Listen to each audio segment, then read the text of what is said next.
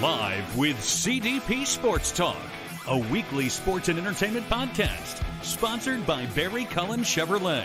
Live on YouTube, Facebook, Twitter, Twitch, and LinkedIn. And on audio via Apple Podcast, Google Podcast, Spotify, Anchor FM, iHeartRadio, Amazon Music, Radio Public, and TuneIn. Now, here's your host, Chris Palme.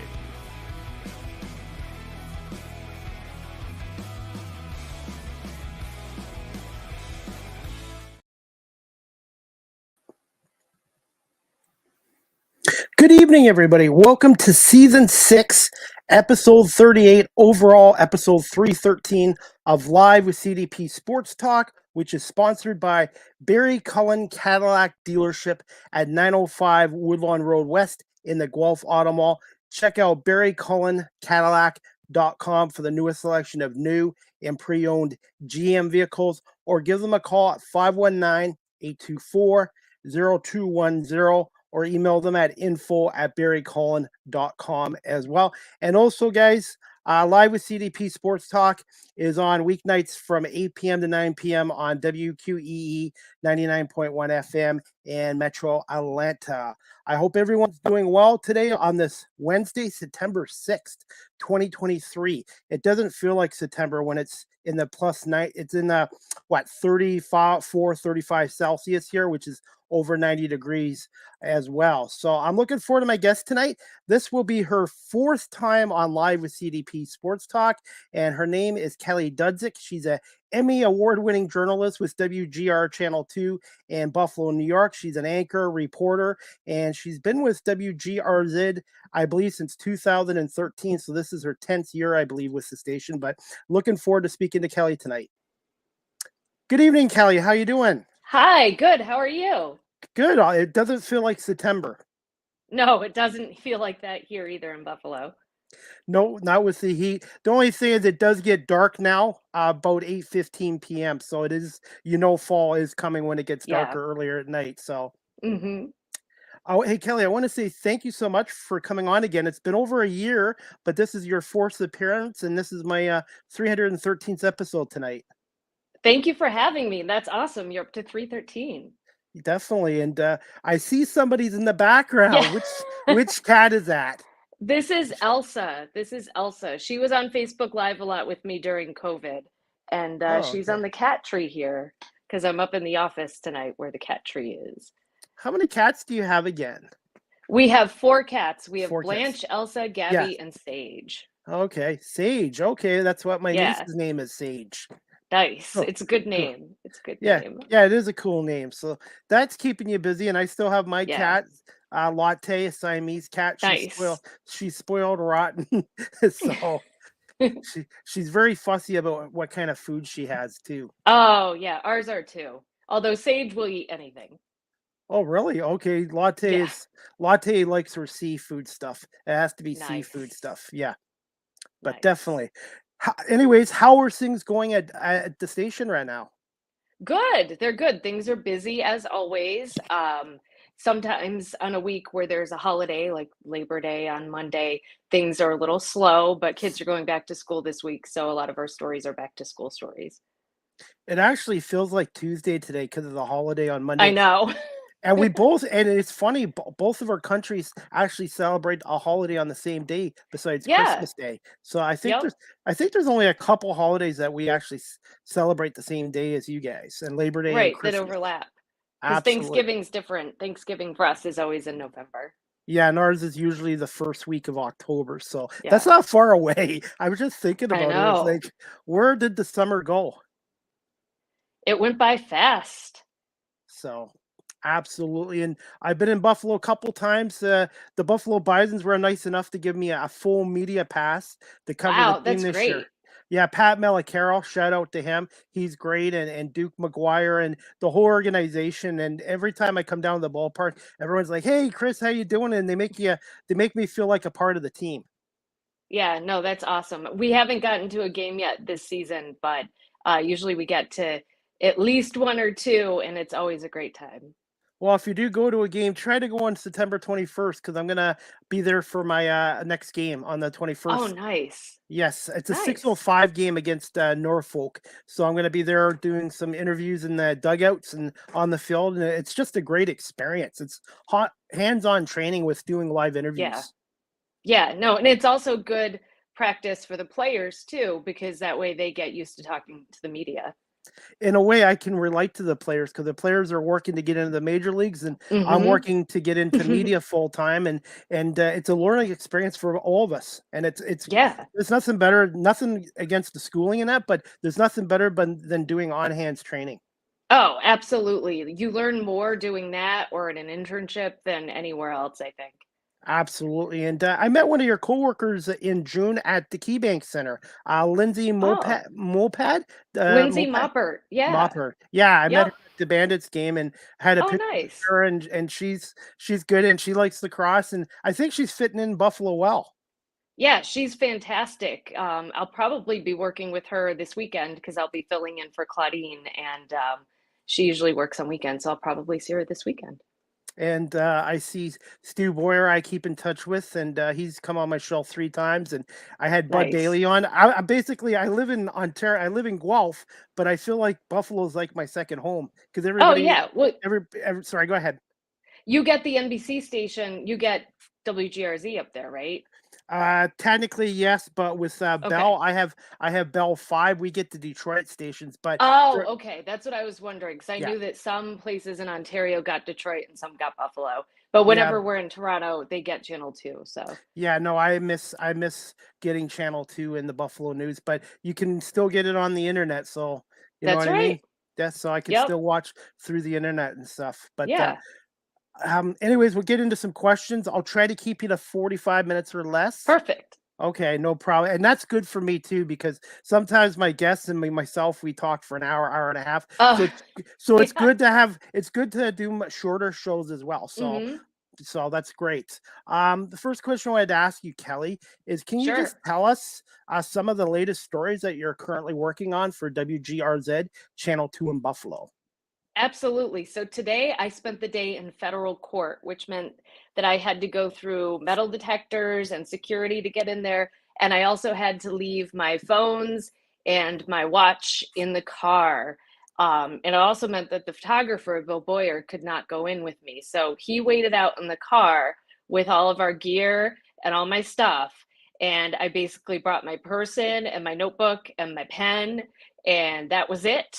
And was in court for more than an hour taking notes, and then relied on all my notes to write my story for, let's see, when did it air? The story was supposed to air at 5, but then they moved it to 5:30 because they had too many stories at 5.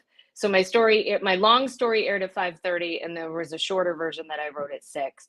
So basically, I went into court and covered this case with two defendants, and it was a hearing to decide a bunch of things today. But then had to come out of it, write up that story when I got back to the station and put it together so that it could air tonight, and it already aired.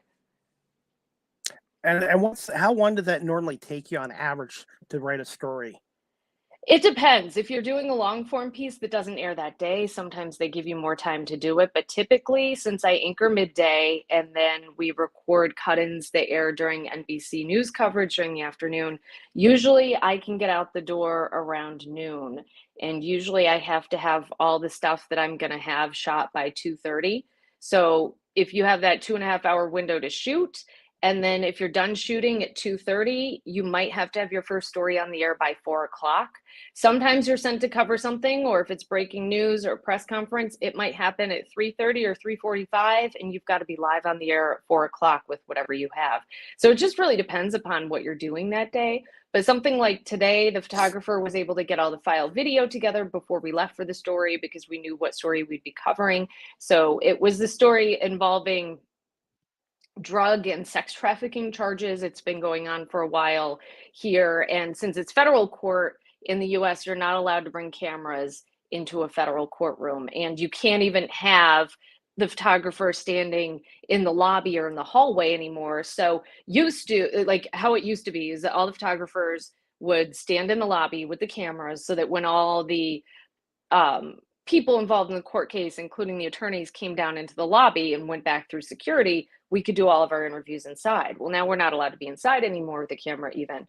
So we have to wait outside and then try to ask the attorneys if they want to talk to us once they get outside. And the attorneys today did not want to talk to us. The prosecutors usually don't talk to us, but the defense attorneys who were just appointed today also didn't want to talk to us. So I just was able to chat with them, confirm my notes to make sure I understood, since I didn't go to law school.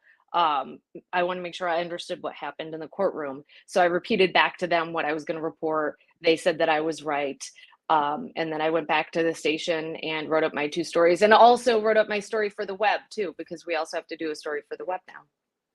Wow. I was going to say, and what is an average typical, I shouldn't say an average day, but what's a day like for you, Kelly?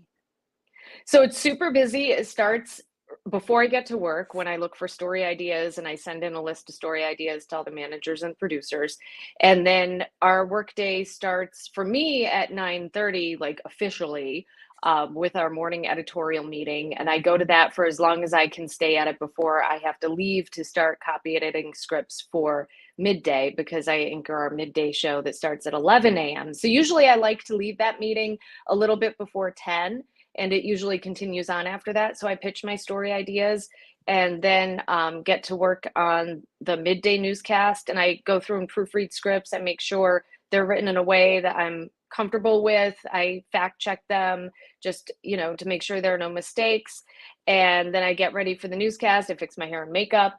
I do the newscast from 11 to 11:30. And then we record those news briefs that I was talking about. And then at noon, that's when I start the reporting part of my shift. And on a typical day, I'll have to go out and do 2 or 3 stories for the newscasts that air from 4 to 6:30 on Channel 2. And then also do the web story and any teases on social media. I use Facebook and Twitter, or X now. So I'll usually post to those also. And it involves working with a photographer, making sure you're on the same page, because they'll help you by shooting the video. They will edit the video, and you kind of collaborate. You make sure you both understand what's going on with the story. You talk about what kind of video you're going to use, and it's a real team effort. And then you go back to the station, put it together usually, and then it gets on the air. And you could either be live in the studio, or maybe you shot something out on the scene, or you could be live as well. Like today, I just did something that was all recorded, so I wasn't live at the courthouse and I wasn't live in the studio. But every day is different, and every story you cover every day is different. And on average, how long is a story? Like usually about 1.5, 2 minutes? Yeah, typically I would say so. I've worked in newsrooms where you had to get permission from a manager if you wanted your story to be longer than 1 minute and 30 seconds.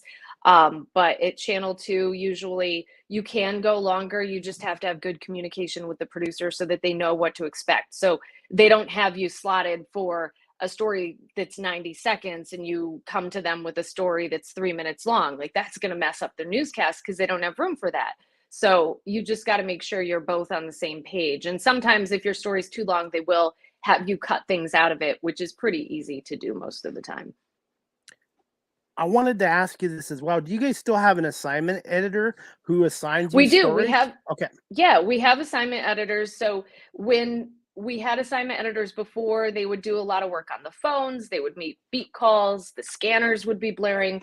A lot of that stuff has moved to digital, and we don't actually have physical phones in our newsroom anymore. They got rid of them a couple of years ago, I think around COVID. So we just have everything done through our computers. So usually whoever's monitoring the phones, you don't hear the phone ringing anymore in the office, which is a different thing to get used to. We do have the scanner going, but it's not as loud as it used to be. So we do have assignment editors, but they're more digital focused now. So they more focus on getting stuff on the web and on social media.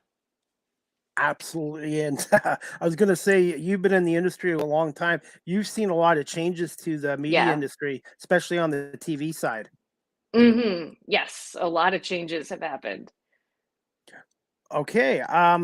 the next thing I wanted to ask you, Kelly, is what are your thoughts on Rick Jeanneret recently passing away at the age of 81, and how much did he mean to the Sabres and the city of Buffalo and to the Western New York area for 50 years?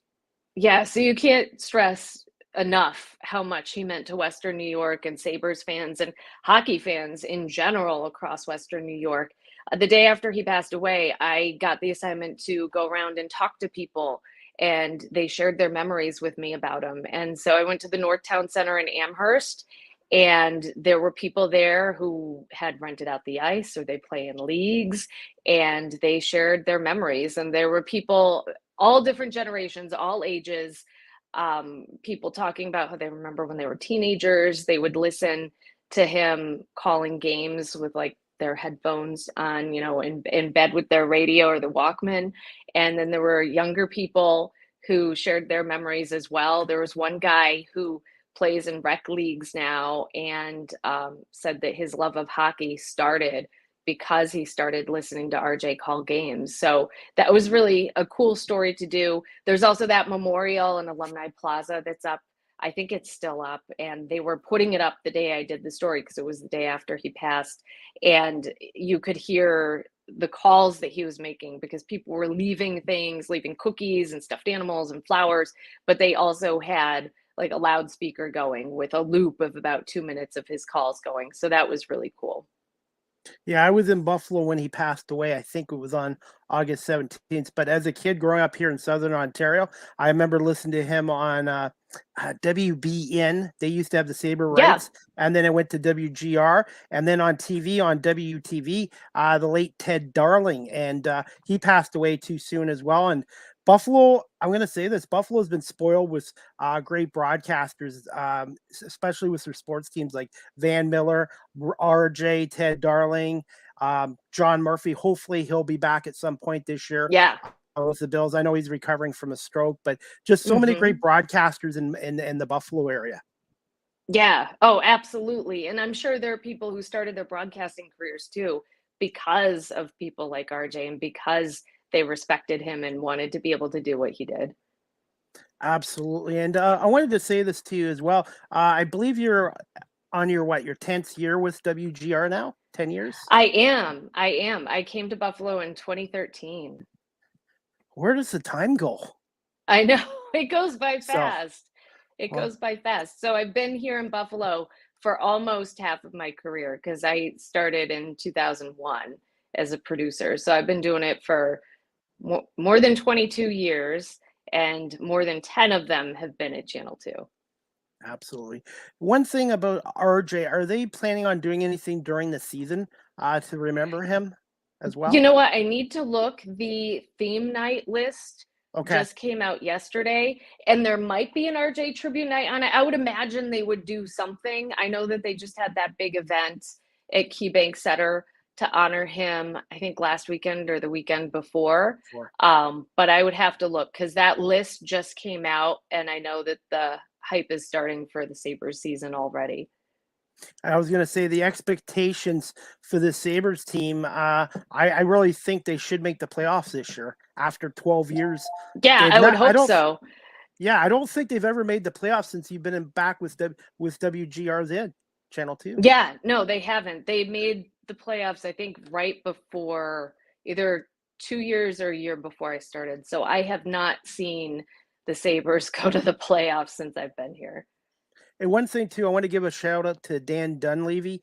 He used to be on Toronto radio and did the Leaf games, and he's not replaced, but following in the footsteps of RJ. And I think he's going to be a good broadcaster for many years to come for Sabre fans as well. Yeah, and it's important too, when you have somebody who's been doing it for so long, to have people kind of underneath you that you can help grow their skills and they can learn from you too. So that's, good that RJ was able to do that.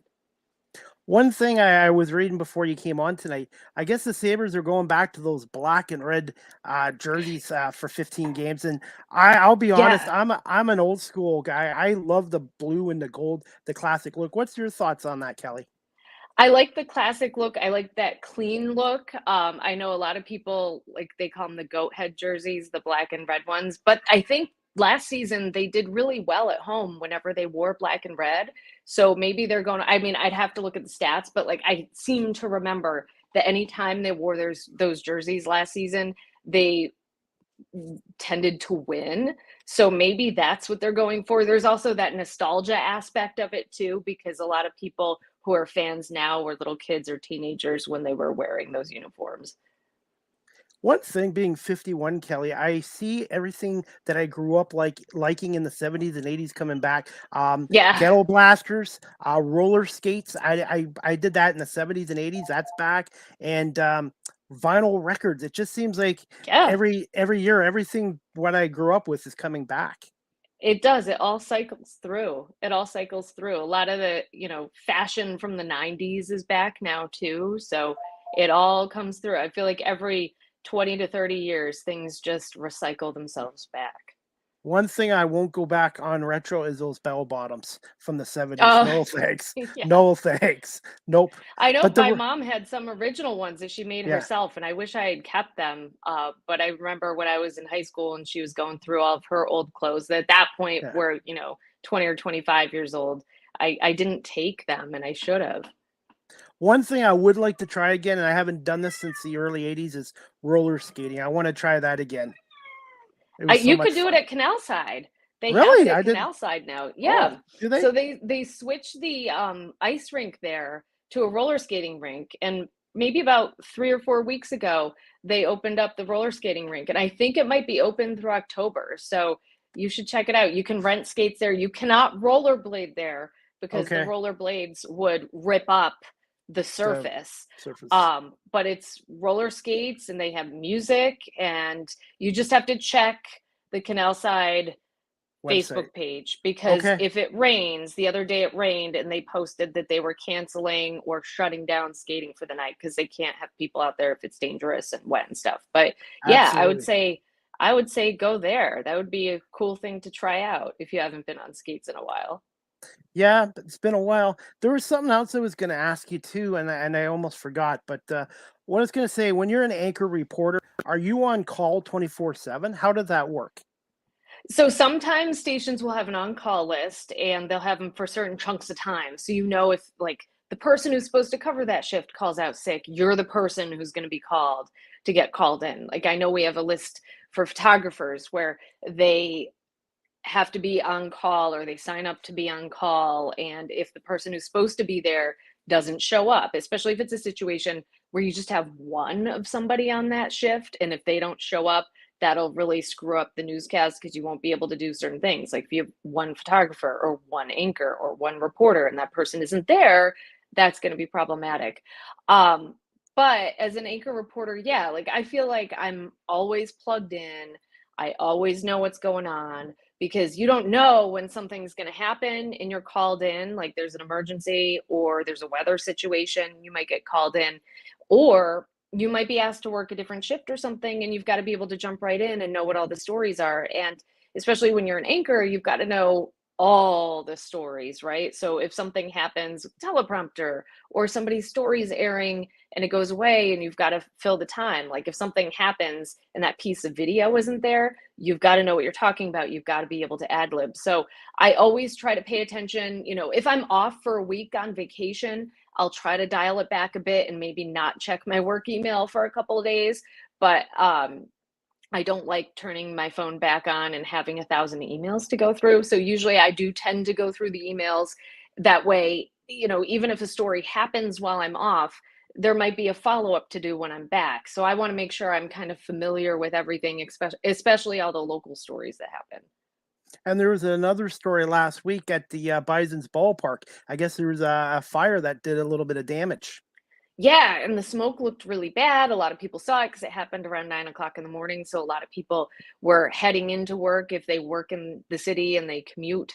They were wondering what was going on. It did cause $600,000 worth of damage, but they were able to play baseball that night. It was a Friday night bash, and there aren't that many of them left. So they just closed off some of the seats where some of the damage was. I think it was like a hot dog cart that caught on fire, but smoke damage is expensive to fix. So it caused issues. But thankfully nobody was hurt, and it's all stuff that can be fixed.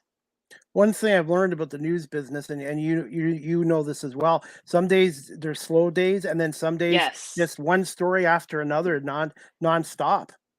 Yeah, that's the thing. Like, you could have a day where you try doing 3 or 4 different stories and they all fall through. Either the people aren't available to be interviewed, or um, something gets messed up and somebody put it in the calendar for the wrong day and you show up and the thing isn't happening until the next day. And then you might have some days where you have a really good story set up, but then you have to reschedule it because there's breaking news and something else happens, or somebody calls out sick, so you don't have enough people to cover the fun story you wanted to do.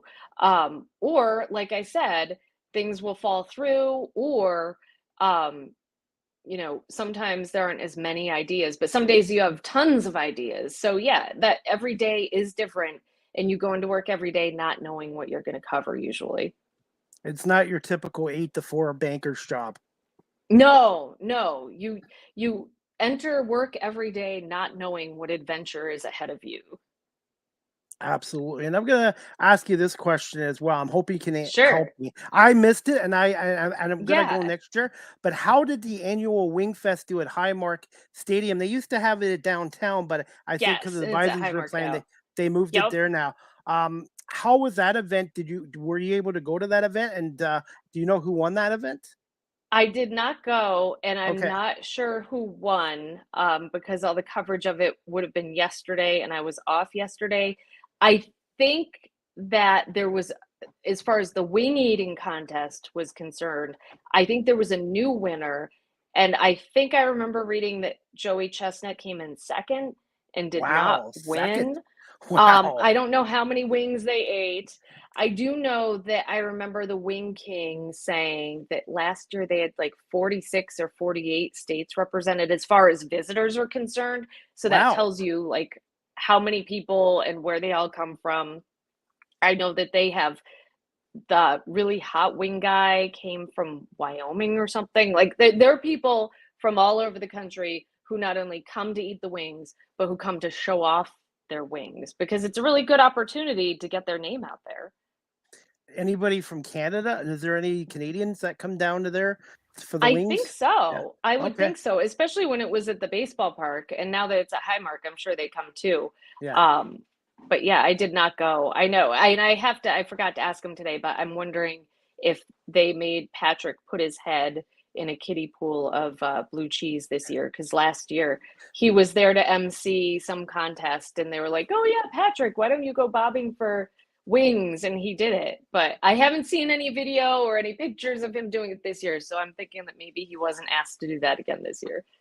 Yeah, because that's one event I've never been to, and Yeah. I do like my chicken wings, and I like my blue cheese dressing. And I did talk to Heather on Instagram, and I'm gonna see if I can find out about getting maybe a media's pass next year to do some interviews down there, because that's something I want to check out is your wing fest. And Buffalo is known for the best wings in North America.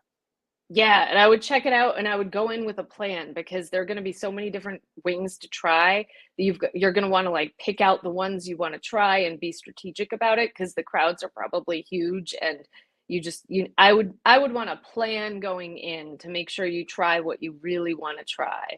Good advice. And I was there for the Yeah. Bills scrimmage in June for a Oh, scrimmage nice. practice. Yep. 50,000 people, and it was Oh insane. yeah. But you know what? It was a good time, and I get to do some video footage of the site where the new stadium's going to be. And how's the city and the community excited about the new stadium finally going to happen for the Bills? Oh, you see, that was Sage and Elsa on the cat tree. So yeah, people are excited about it. I was last out there, I'm trying to think. It was the Friday before I was off, so about a month ago. And then I've seen pictures since then because when I was there, they had, they're digging the hole, but it's a lot deeper now.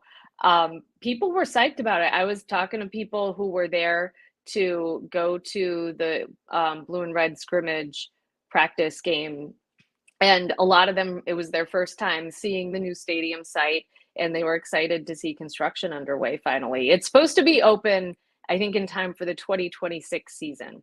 So we have 3 years still to wait.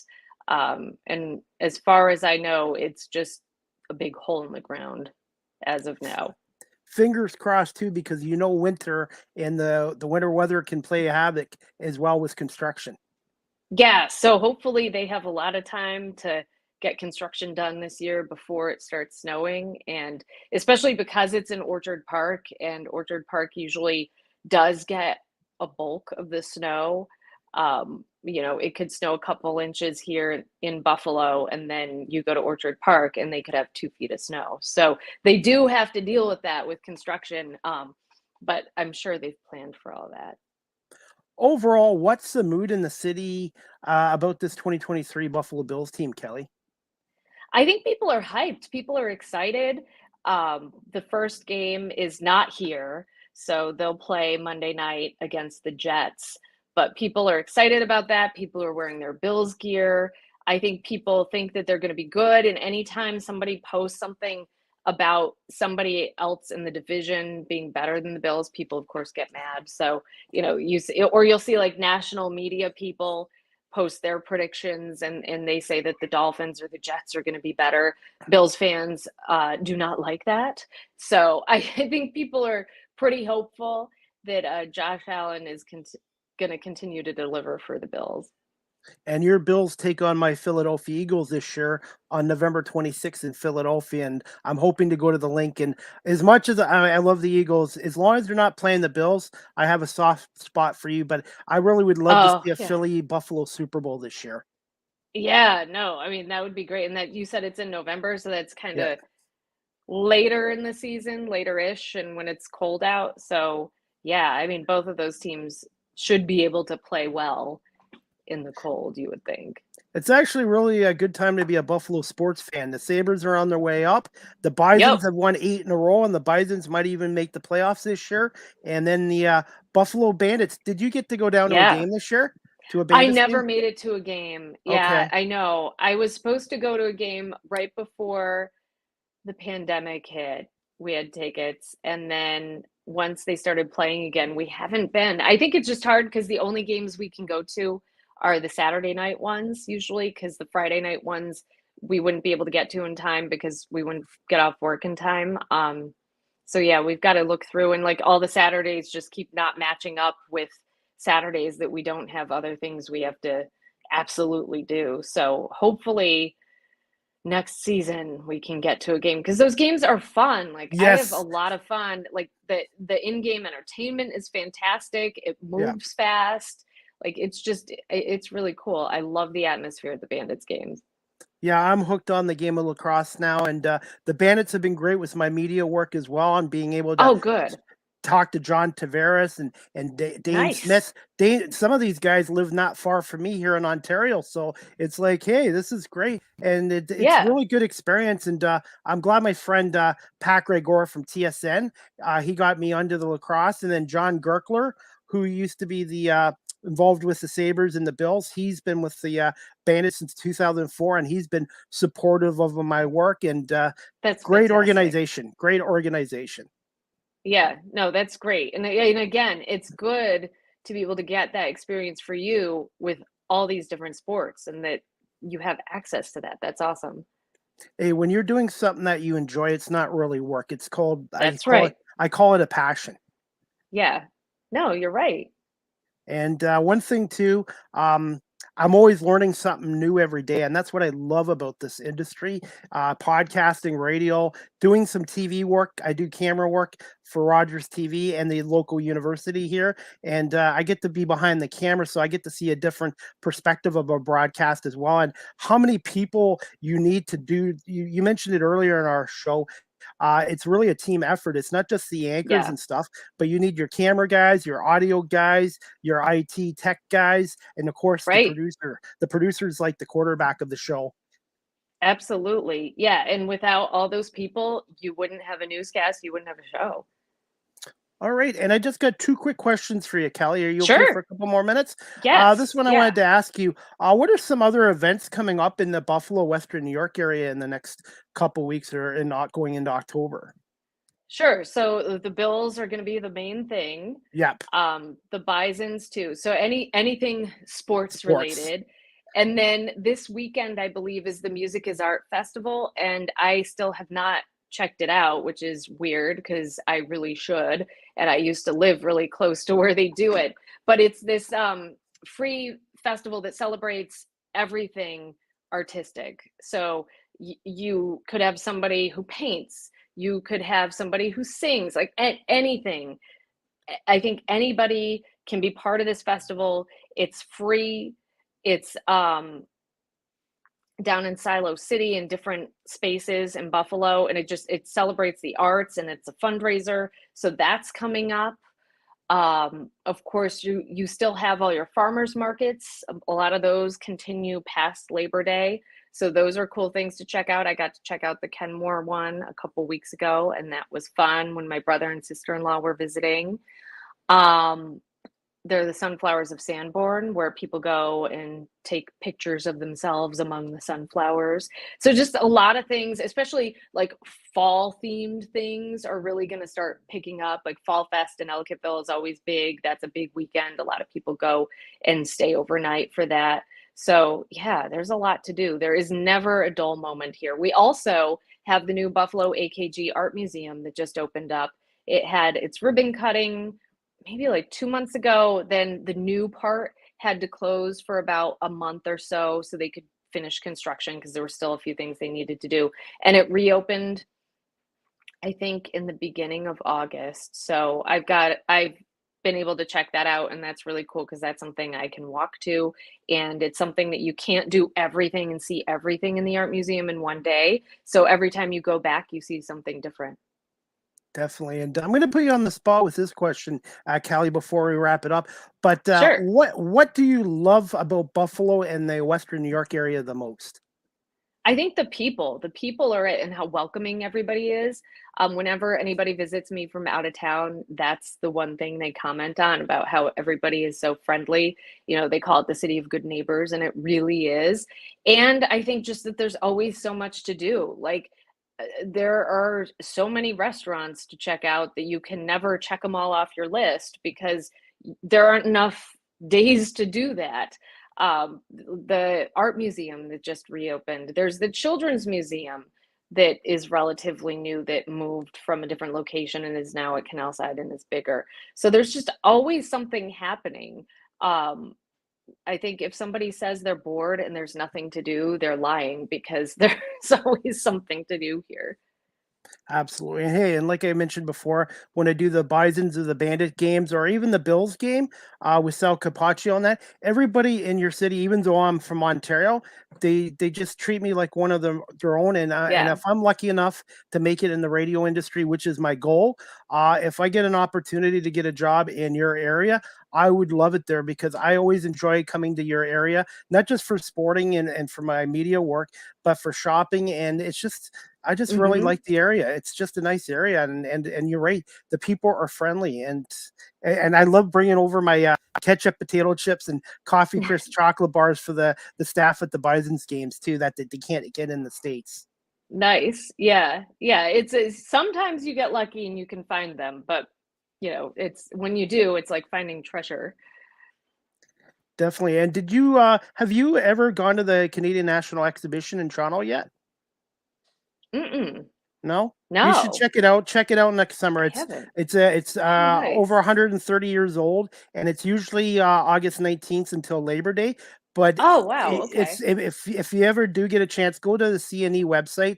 Let's go to the X, or CNE.com, and I think you would have a great time there as well. Yeah, no, that sounds cool. Usually every summer we do visit Toronto once in August, but we didn't do that this year. We went to Montreal at the end of June instead. How was that before we wrap this up? I've never been Oh, to it was Montreal yet. great. Yeah, no, it was an easy ride. We drove. Okay. Yeah, so we drove up through the North Country, and it was actually one of the weekends, or it was midweek, but it was one of those stretches of days where the wildfire smoke was really bad in Buffalo. Um, but the fire smell in Montreal like wasn't bad at all, which was weird because that was closer to the fire. So just however the air was moving, it was one of those stretches. I think it was like the second chunk of time that the wildfire smoke was bad here in Buffalo. But it was fantastic. We enjoyed the city. We checked out a bunch of cool restaurants, walked a lot, and we had a great time. You pick up any French words? No, my No? French is Why terrible. Everybody spoke bonjour? English. I mean, I took Oh, French in high school and in college, but I would not okay. say that I can speak French. I can understand it written down better than I can understand it spoken. Did you try their poutine or their Montreal smoked meat sandwiches? We had the Montreal bagels and they were Okay. delicious. Yeah. Okay. Well, I'm glad I Yeah. asked you about that because I've never been to Montreal. I've been to more of the states in my own country. So my next Really? goal is I got to start traveling around Canada a little bit more Oh, as yeah. well. Yeah, no, Definitely. it was for us, it was a very easy drive and we really enjoyed our stay there.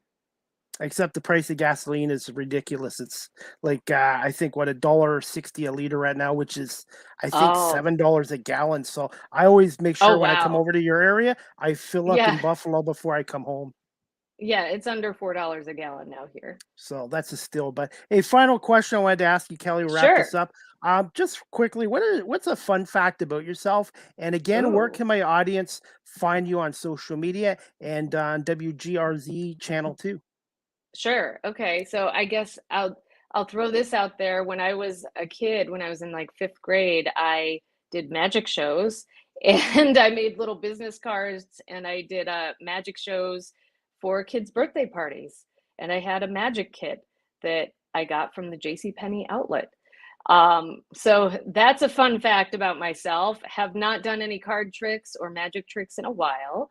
And if people want to check me out on social media, just look up my handle on Twitter. That's at Kelly Dudzik, WGRZ, or X if we're calling it X now. And same thing on Facebook. I have a Facebook page too. Those are the only 2 social media accounts I have. I'm not on Instagram or any of the other ones. Or TikTok. It's time Yeah, consuming. I'm not on I TikTok either. Okay, yeah, for me, I use it for my radio and podcast and Yeah, media. And I'll tell you, I almost need to hire someone full time with all these social media sites. I know it's a lot. And then some of them, they'll be like, "Oh, this is the new Twitter," and everybody joins it. And it's like, nope, I'm fine with just the 2. Yeah, they have a new one on Instagram called Threads, but I Right. joined it, but I've got enough on my plate. It's just you're right. I think limiting it is smart because Yeah. sometimes it can get overwhelming. But hey, Kelly, I want to say thank you so much for coming on my show for a 4th time, and I'm hoping one Thank you day for I'll run having into me. you. Well, you're welcome, and I'm hoping one day I'll run into you at a Bison's game or a Bandits game or even a Sabres game as well. And I will be back in your area on September 21st for the Bison's game at 6:05. And Pat Excellent. Malacaro, he's another great guy too, and Howard Simon. And I just love the ballpark and being around the players and the people there too. It's a fun experience. Like the fan experience is fun and the professional experience is fun as well. Okay, and your website is wgrz.com, am I correct? Yep. Yes. Okay. And that's where you can check out the latest stories. If somebody wants to see the story I did on federal court today, it should be on the homepage. Okay, well, as soon as I wrap up my podcast show, I will definitely go to your website and I will give you feedback on your story. And that's something, Kelly, maybe the next time you come on in the future, I'm working on now doing digital writing. So maybe next time Nice. we'll talk a little bit about that, and maybe you Yeah. might be able to give me some advice or some tips about it as well. Cool. I look forward to that. Okay, make sure you spoil those cats for me, pet them for me, and I will. we'll keep in touch, Kelly. And again, I'll send you a copy of our podcast this evening as well. But thank you so much, and enjoy the rest of your evening, and try to get some sleep because it's another day going on. What's tomorrow? Yep. Thursday, so it'll probably be another Yeah. busy day for you. So, Yeah. It will be. It will be. all right, thank you so much, Kelly. Have a good night, and Thank we'll keep in you. All touch. right. You too. Bye. Bye. That was Kelly Dudzik from WGRZ Channel 2 in Buffalo, New York. She is an anchor, reporter, and she's also an Emmy Award-winning journalist as well. And she's been with WGRZ Channel 2 in Buffalo for 10 years now, which is hard to believe.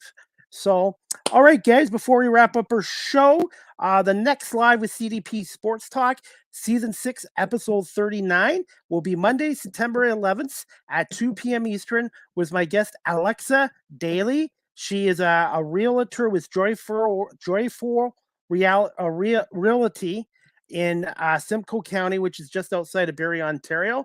And I'm hoping you guys can tune into that show this Monday, September 11th, 2 p.m. Again, Alexa Daly, a real estate realtor in Simcoe County, which is just outside of Barrie as well. Before we wrap up our show, guys, I'm going to play a little bit of an interview I did with Buffalo Bison's pitcher Hayden Yangler that I did a couple weeks ago down at the ballpark downtown Buffalo. Just 1 second. I'm going to play this interview for you guys. It's Chris Palme here from Saline Field here in downtown Buffalo.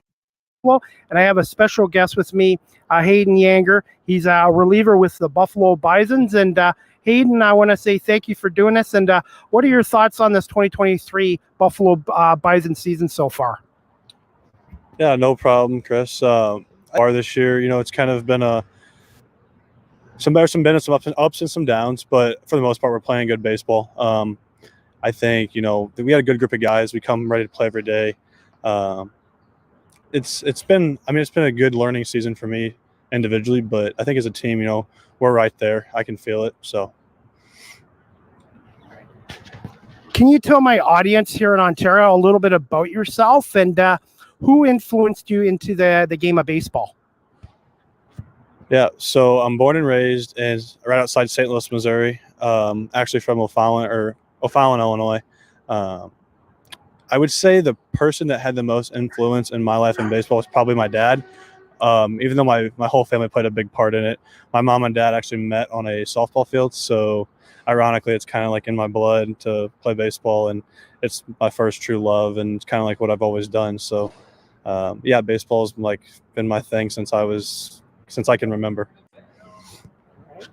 Is there a story behind your number? And since you're from the St. Louis area, what is your favorite moment of the St. Louis Cardinals?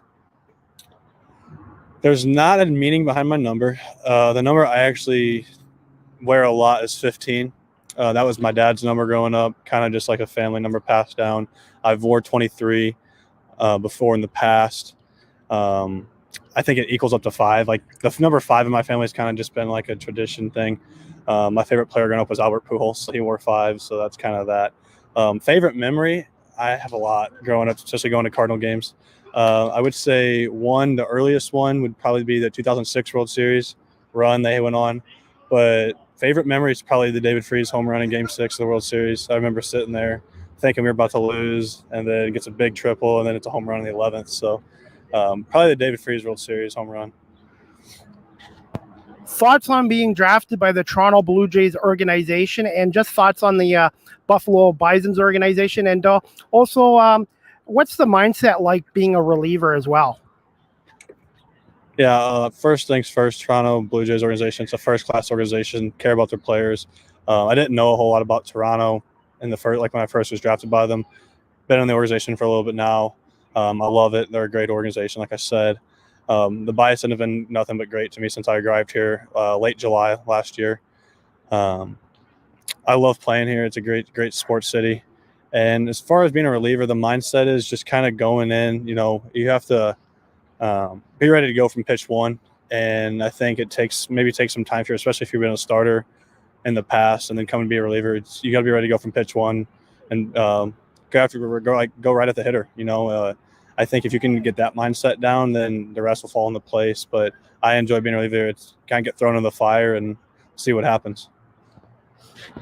Just quick thoughts on Casey Candell as a manager, and thoughts on tonight's opponents, the Rochester Red Wings. Casey is, I got to say, he's probably one of the best managers I've ever played for. He's a great human being. Really cares about his players. It's a joy to play for him. He's a great manager. And tonight's opponent, Rochester, they're a good ball club. They got some guys that can swing. They got some good arms down there. So it should be a good series. I think you saw yesterday a good quality game. We lost in extras, but it's part of baseball. You win some, you lose some, but they're a good team. It's going to be a good series. All right, Hayden, if you're on social media, where can my audience follow you on there? Yeah, so my Instagram is Hayden_Yinger, and then my Twitter handle is HYinger23. So those are the two social medias that I'm on that you guys can follow me on. I want to say thank you so much, Hayden, for coming on here, and good luck tonight against the Rochester Red Wings here at 7:05 at Saline Field here in downtown Buffalo. Thank you so much for doing this. All right, guys, that clip was courtesy of my YouTube channel. If you haven't subscribed to Chris Palme Live with CDP Sports Talk on YouTube, please hit the subscribe and like notification as well. And that, again, that was relief pitcher from the Buffalo Bisons, Hayden Yangler, who was kind enough to give me some time a couple weeks ago down at the ballpark. And the Bisons are playing tonight against Lehigh Valley, the Iron Pigs, the Philadelphia Phillies farm team, and the Bisons have won 8 in a row, and they're breathing down the necks for first place in the International League East as well in AAA baseball. And I will be back at Saline Field on Thursday, September 21st for their Bisons game against the Norfolk team as well. And I want to shout out the Buffalo Bisons organization for giving me a full media pass this year, and really appreciate it as well.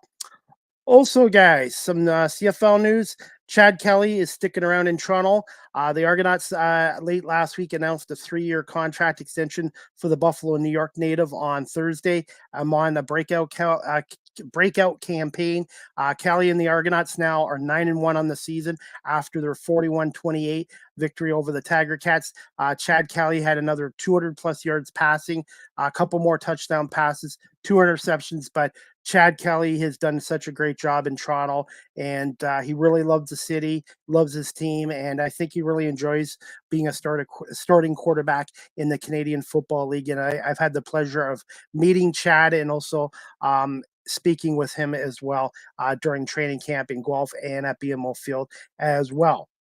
My CFL picks for this week, guys. Hamilton and Ottawa, going to go with the Tiger Cats to win that game.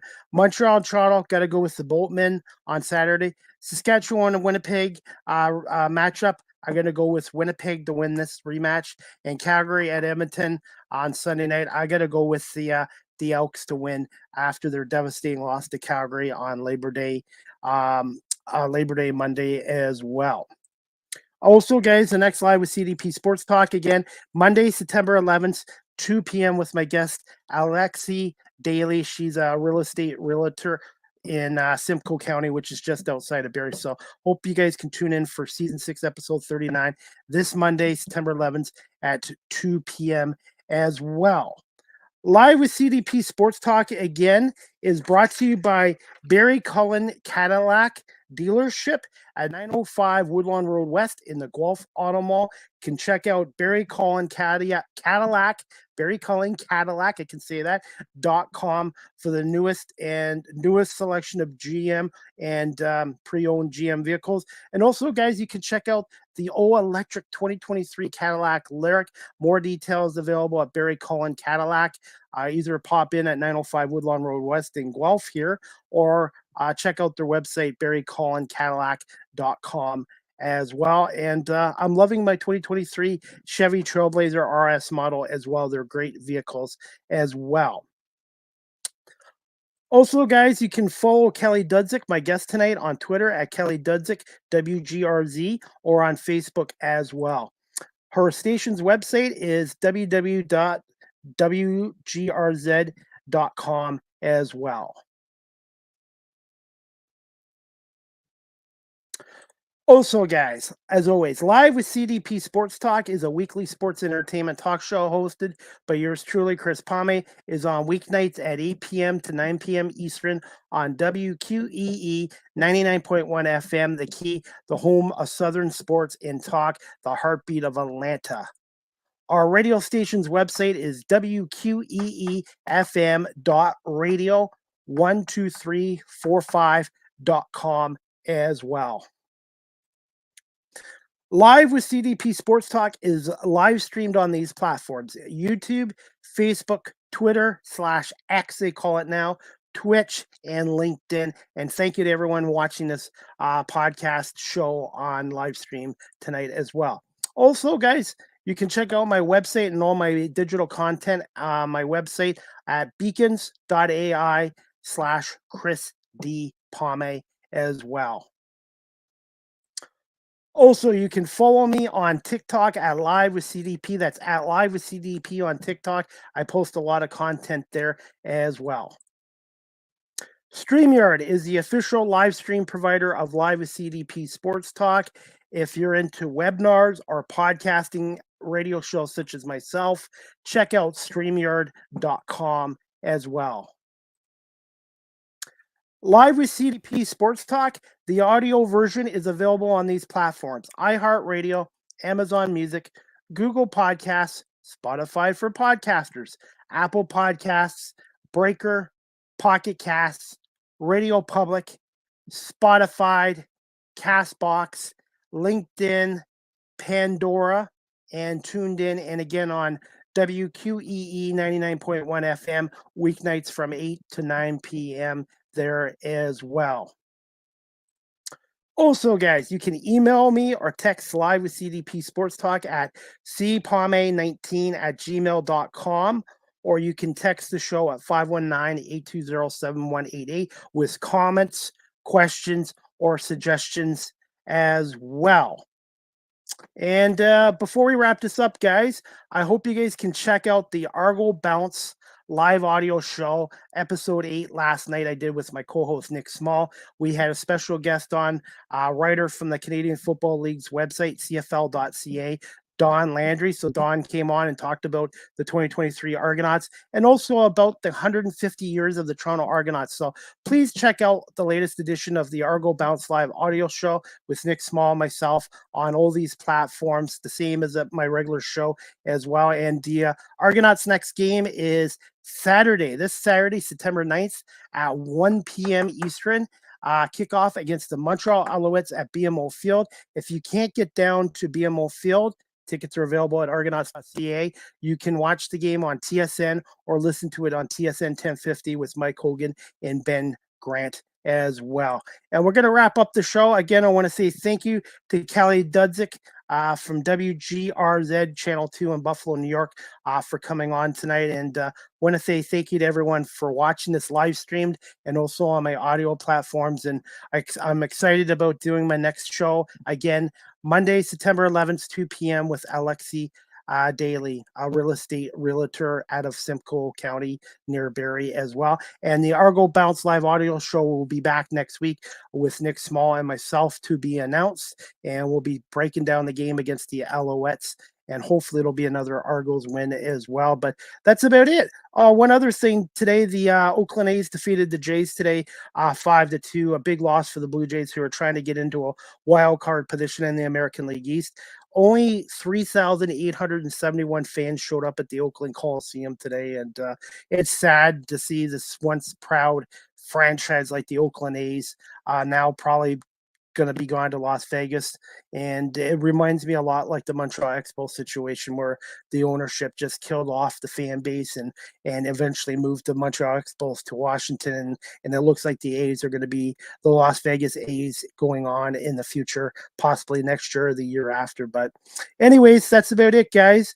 NFL comes back tomorrow night. Thursday night football, the world champion Kansas City Chiefs take on those Detroit Lions. 8 o'clock kickoff on, I believe it's on NBC, I believe, and also on TSN here in Canada. And the Buffalo Bills take on the Jets on Monday Night Football against Aaron Rodgers and the New York Jets. And Sunday, the NFC champion Philadelphia Eagles take on those evil New England Patriots from Gillette Stadium. So fly, Eagles, fly. And I hope everybody has a great night, great weekend. Enjoy the NFL games, enjoy the CFL games, and also enjoy the U.S. college football and the Canadian OUA football here as well.